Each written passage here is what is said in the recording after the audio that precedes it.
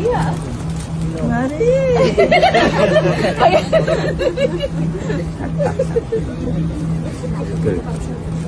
গাড়ি চালিয়ে মাকে নিয়ে গেলেন তারেক রহমান।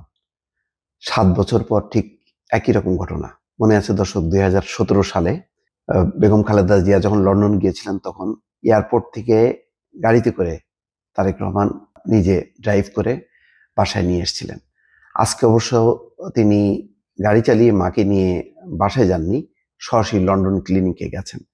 সেই খবরটি এসছে, আস্তে আস্তে করে বিভিন্ন খবর এসছে।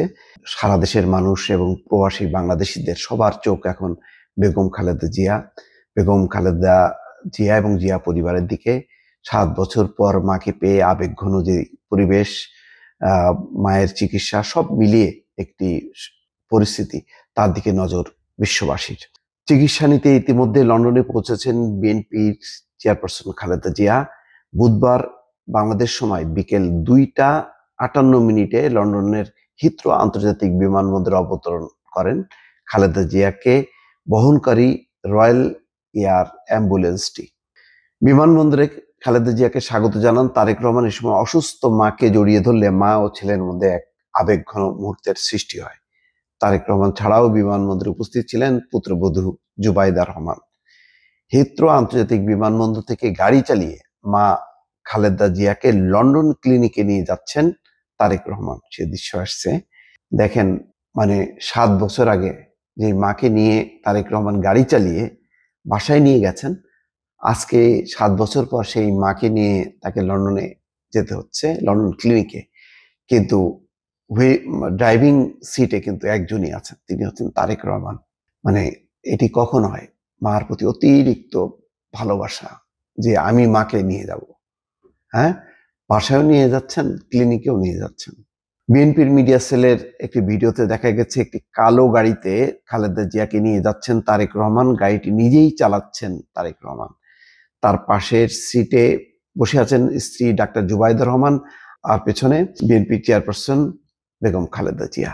এ সময় সড়কের দুই পাশেই বিএনপি নেতা কর্মীদের ভিড় দেখা যায়, তারা খালেদা জিয়াকে স্বাগত জানাচ্ছেন। বিএনপির চেয়ারপারসনের মিডিয়া উইং এর সদস্য সাইরুল কবির খান বলেন, লন্ডনে অভ্যর্থনা জানানোর জন্য আগেই অপেক্ষায় ছিলেন বিএনপির ভারপ্রাপ্ত চেয়ারম্যান তারেক রহমান এবং যুক্তরাজ্য বিএনপি নেতাকর্মীরা। সেখান থেকে সরাসরি নিয়ে যাওয়া হচ্ছে লন্ডন ক্লিনিকে। সেখানে বিএনপি চেয়ারপারসনের চিকিৎসা নেওয়ার কথা। বিমানবন্দরে মাকে দেখেই কাছে গিয়ে জড়িয়ে ধরেন তারেক রহমান। মা ছেলের এই মধুর মুহূর্ত এক আবেগঘন পরিবেশ তৈরি করে। দীর্ঘদিন পর শাশুড়িকে পেয়ে আবেগ আপ্লুত পুত্রবধূ জুবাইদা রহমানও। দর্শক, আমি আবার একটু বলি, বিমানবন্দরে মাকে দেখেই কাছে গিয়ে জড়িয়ে ধরেন তারেক রহমান।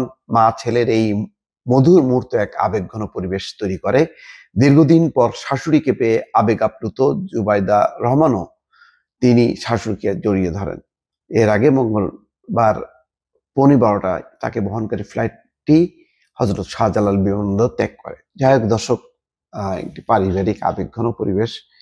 এই সমস্ত রিপোর্ট পড়তে গেলে নিজেও আবেগ আপ্লুত হয়ে যায় দর্শক। স্বাভাবিক।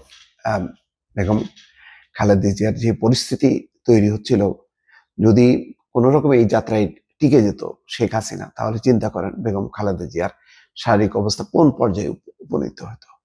আজকে শুধু বেগম জিয়ার শারীরিক চিকিৎসা, উন্নত চিকিৎসা নিশ্চিত হচ্ছে না, বহু মানুষের জীবন রক্ষা পেয়েছে।